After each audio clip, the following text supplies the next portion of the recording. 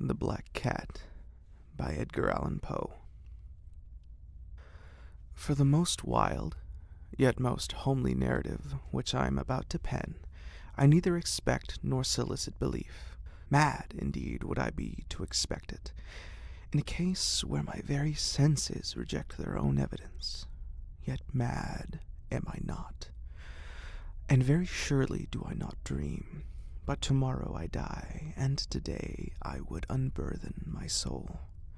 My immediate purpose is to place before the world, plainly, succinctly, and without comment, a series of mere household events. In their consequences, these events have terrified, have tortured, have destroyed my soul. Yet I will not attempt to expound them.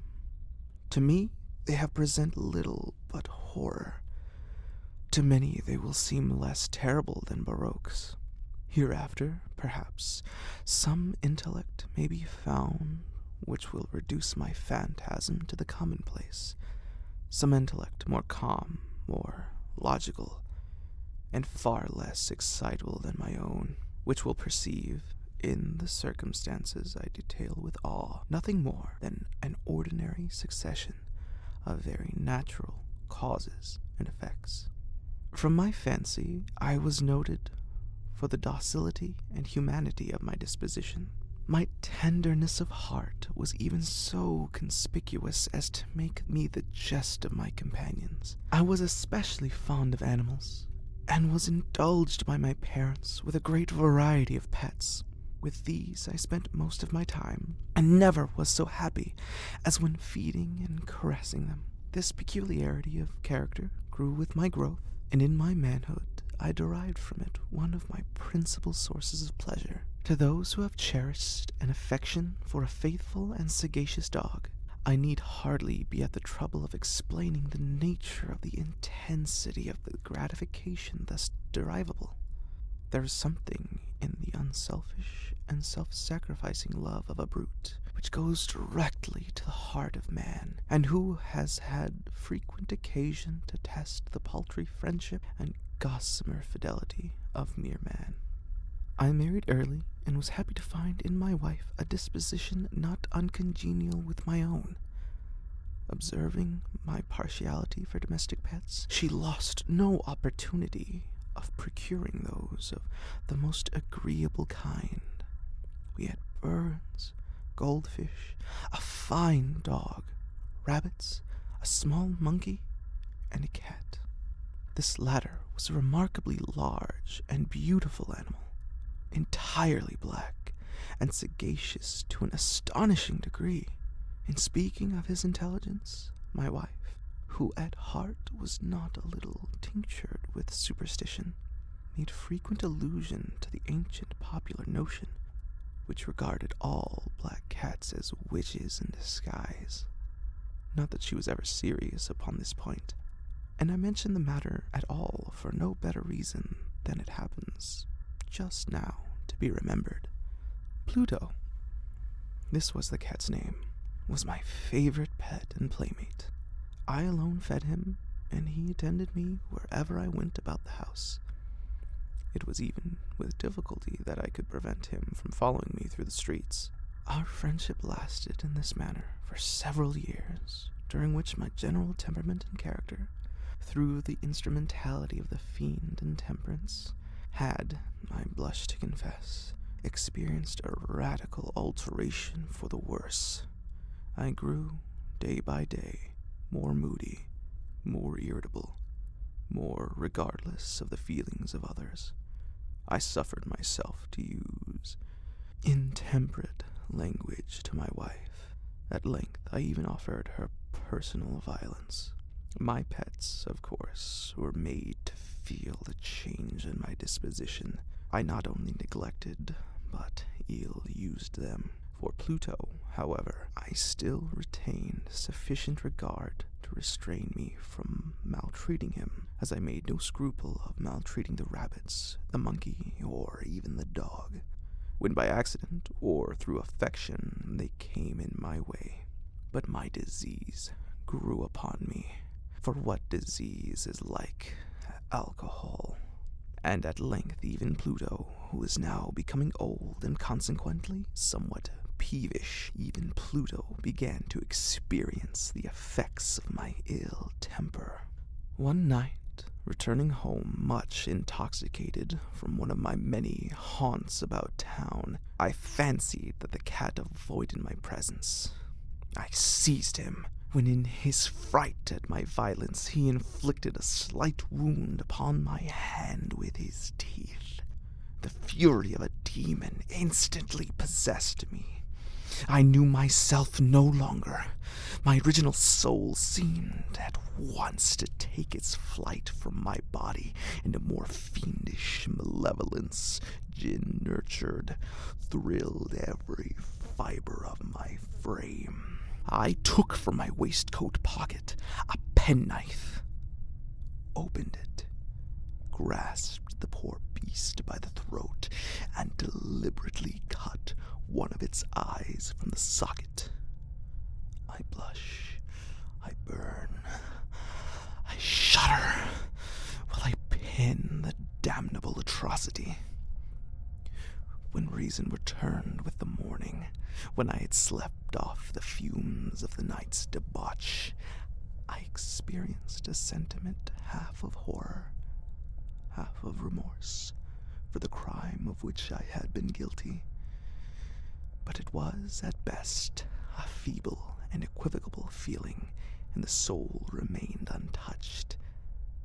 I again plunged into excess and soon drowned in wine all memory of the deed. In the meantime, the cat slowly recovered. The socket of the lost eye presented, it is true, a frightful appearance, but he no longer appeared to suffer any pain. He went about the house as usual, but, as might be expected, fled in extreme terror at my approach. I had so much of my old heart left as to be at first grieved by this evident dislike on the other part of a creature which had once so loved me. But this feeling soon gave place to irritation, and then came, as if to my final and irrevocable overthrow, the spirit of perverseness. Of this spirit philosophy takes no account, yet I am not more sure that my soul lives than I am that perverseness is one of the primitive impulses of the human heart, one of the indivisible primary faculties or sentiments which give direction to the character of man. Who has not 100 times found himself committing a vile or silly action for no other reason than because he knows he should not? Have we not a perpetual inclination, in the teeth of our best judgment, to violate that which is law, merely because we understand it to be such? This spirit of perverseness, I say, came to my final overthrow. It was this unfathomable longing of the soul to vex itself, to offer violence to its own nature, to do wrong for the wrong's sake only, that urged me to continue and finally to consummate the injury I had inflicted upon the unoffending brute. One morning in cool blood, I slipped a noose about its neck and hung it to the limb of a tree, hung it with the tears streaming from my eyes, and with the bitterest remorse at my heart, hung it because I knew that it had loved me and because I felt it had given me no reason of offense.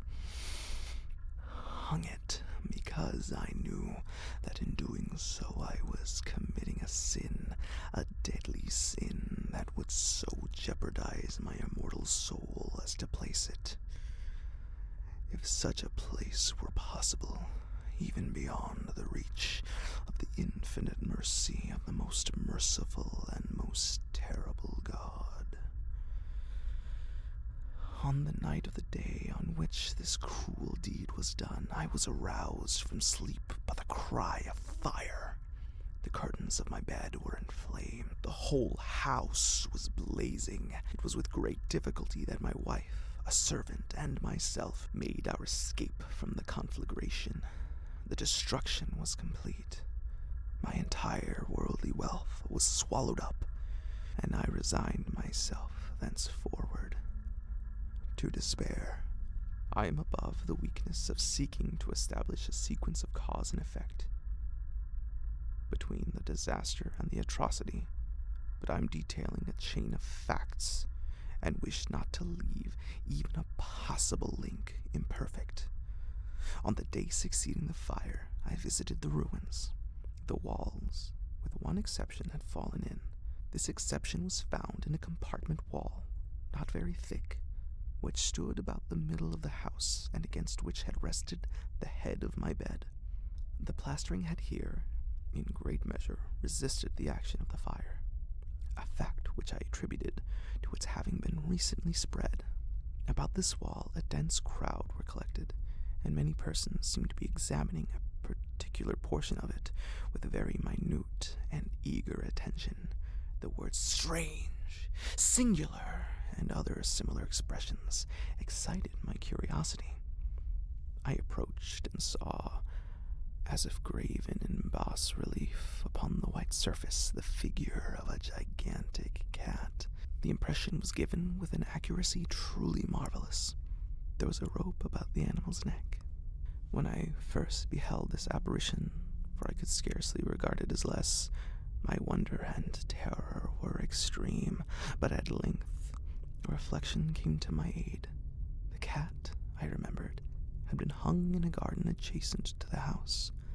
Upon the alarm of fire, this garden had been immediately filled by the crowd, by someone of whom the animal must have been cut from the tree and thrown through an open window into my chamber. This had probably been done with the view of arousing me from sleep. The falling of other walls had compressed the victim of my cruelty into the substance of the freshly spread plaster, the lime of which, with the flames and the ammonia of the carcass, had accomplished the portraitures as I saw it. Although I thus readily accounted to my reason, if not altogether to my conscience, for the startling fact just detailed, it did not the less fail to make a deep impression upon my fancy. For months I could not rid myself of the phantasm of the cat, and during this period there came back into my spirit a half-sentiment that seemed, but was not, remorse. I went so far as to regret the loss of the animal, and to look about me among the vile haunts which I now habitually frequented for another pet of the same species, and of somewhat similar appearance, with which to supply its place. One night, as I sat half stupefied in a den of more than infamy, my attention was suddenly drawn to some black object reposing upon the head of one of the immense hogsheads of gin or rum, which constituted the chief furniture of the apartment. I had been looking steadily at the top of the hogshead for some minutes, and what now caused me surprise was the fact that I had not sooner perceived the object thereupon. I approached it and touched it with my hand. It was a black cat, a very large one, fully as large as Pluto, and closely resembling him in every respect but one. Pluto had not a white hair upon any portion of his body, but this cat had a large, although indefinite, splotch of white covering nearly the whole region of the breast.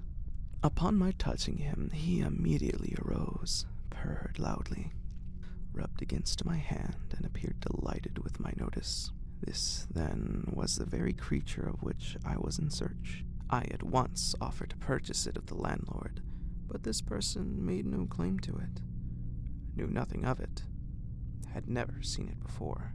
I continued my caress, and when I prepared to go home, the animal evinced a disposition to accompany me. I permitted it to do so, occasionally stooping and patting it as I proceeded. When it reached the house, it domesticated itself at once and became immediately a great favorite of my wife. For my own part, I soon found a dislike to it arising within me. This was just the reverse of what I had anticipated, but I know not how or why it was. Its evident fondness for myself rather disgusted and annoyed. By slow degrees, these feelings of disgust and annoyance rose into the bitterness of hatred. I avoided the creature, a certain sense of shame and the remembrance of my former deed of cruelty, preventing me from physically abusing it. I did not, for some weeks, strike or otherwise violently ill-use it, but gradually, very gradually, I came to look upon it with unutterable loathing, and to flee silently from its odious presence, as from the breath of a pestilence. What added, no doubt, to my hatred of the beast was the discovery, on the morning after I brought it home, that, like Pluto, it also had been deprived of one of its eyes. This circumstance, however, only endeared it to my wife, who, as I have already said, possessed in a high degree that humanity of feeling which had once been my distinguishing trait, and the source of many of my simplest and purest pleasures. With my aversion to this cat, however, its partiality for myself seemed to increase. It followed my footsteps with a pertinacity which it would be difficult to make the reader to comprehend. Whenever I sat, it would crouch beneath the chair or spring upon my knees, covering me with its loathsome carcass. If I rose to walk, it would get between my feet and thus nearly throw me down, or fastening its long and sharp claws in my dress, clamber in this manner to my breast at such times, although I longed to destroy it with a blow, I was yet withheld from doing so, partly by a memory of my former crime, but chiefly, let me confess it at once, my absolute dread of the beast. This dread was not exactly a dread of physical evil, and yet I should be at a loss how otherwise to define it. I am almost ashamed to own, yes, even in this felon's cell, I am almost ashamed to own that the terror and horror with which the animal inspired me had been heightened by one of the merest chimeras it would be possible to conceive. My wife had called my attention more than once to the character of the mark of white hair, of which I have spoken, and which constituted the sole visible difference between the strange beast and the one I had destroyed. The reader will remember that this mark, although large, had been originally very indefinite, but by slow degrees nearly imperceptible, and which for a long time my reason struggled to reject as fanciful, it had at length assumed a rigorous distinctness of outline. It was now the representation of an object that I shudder to name. And for this, above all, I loathed and dreaded, and would have rid myself of the monster had I dared. It was now, I say, the image of a hideous, of a ghastly thing, of the gallows, O mournful and terrible engine of horror and of crime, of agony and of death. And now was I indeed wretched beyond the wretchedness of mere humanity, and a brute beast whose fellow I had contemptuously destroyed, a brute beast to work out for me, for a man fashioned in the image of the high God. So much of insufferable woe. Alas, neither by day nor by night knew I the blessing of rest any more. During the former, the creature left me no moment alone, and in the latter I started hourly from dreams of unutterable fear to find the hot breath of the thing upon my face, and its vast weight an incarnate nightmare that I had no power to shake off, incumbent eternally upon my heart. beneath the presence of torments such as these, the feeble remnant of the good within me succumbed. Evil thoughts became my sole intimates, the darkest and most evil of thoughts. The moodiness of my usual temper increased to hatred of all things and of all mankind, while, from the sudden, frequent, and ungovernable outbursts of a fury to which I now blindly abandoned myself, my uncomplaining wife, alas, was the most usual and the most patient of sufferers. One day she accompanied me upon some household errand into the cellar of the old building which our poverty compelled us to inhabit. The cat followed me down the steep stairs and, nearly throwing me headlong, exasperated me to madness. Uplifting an axe and forgetting in my wrath the childish dread which had hitherto stayed my hand, I aimed a blow at the animal, which of course would have proved instantly fatal had it descended as I wished. But this blow was arrested by the hand of my wife. Goaded by this interference into a rage more than demoniacal, I withdrew my arm from her grasp and buried the axe in her brain. She fell dead upon the spot, without a groan. This hideous murder accomplished, I set myself forthwith, and with entire deliberation, to the task of concealing the body. I knew that I could not remove it from the house, either by day or by night, without the risk of being observed by the neighbors. Many projects entered my mind. At one period, I thought of cutting the corpse into minute fragments, destroying them by fire. At another, I resolved to dig a grave for it in the floor of the cellar. Again, I deliberated about casting it into the wall in the yard, about packing it in a box as if merchandise, the usual arrangements, and so getting a porter to take it from the house. Finally, I hit upon what I considered a far better expedient than either of these. I determined to wall it up in the cellar, as the monks of the Middle Ages are recorded to have walled up their victims. For a purpose such as this, the cellar was well adapted. Its walls were loosely constructed, and had lately been plastered throughout with a rough plaster, which the dampness of the atmosphere had prevented from hardening. Moreover, in one of the walls was a projection, caused by a false chimney, or fireplace, that had been filled up and made to resemble the red of the cellar. I made no doubt that I could readily displace the bricks at this point, insert the corpse, and wall the whole up as before, so that no eye could detect anything suspicious. And in this calculation I was not deceived. By means of a crowbar, I easily dislodged the bricks, and having carefully deposited the body against the inner wall, I propped it in that position while, with little trouble, I relaid the whole structure as it originally stood. Having procured mortar, sand, and hair, with every possible precaution, I prepared a plaster which could not be distinguished from the old, and with this I very carefully went over the new brickwork. When I had finished, I felt satisfied that all was right. The wall did not present the slightest appearance of having been disturbed. The rubbish on the floor was packed up with the minutest care. I looked around triumphantly and said to myself, "Here at least, then, my labor has not been in vain." My next step was to look for the beast which had been the cause of so much wretchedness, for I had, at length, firmly resolved to put it to death. Had I been able to meet with it, at the moment there could have been no doubt of its fate, but it appeared that the crafty animal had been alarmed at the violence of my previous anger, and forbore to present itself in my present mood. It is impossible to describe or to imagine the deep, the blissful sense of relief which the absence of the detested creature occasioned in my bosom. It did not make its appearance during the night, and thus, for one night at last, since its introduction into my house, I soundly and tranquilly slept.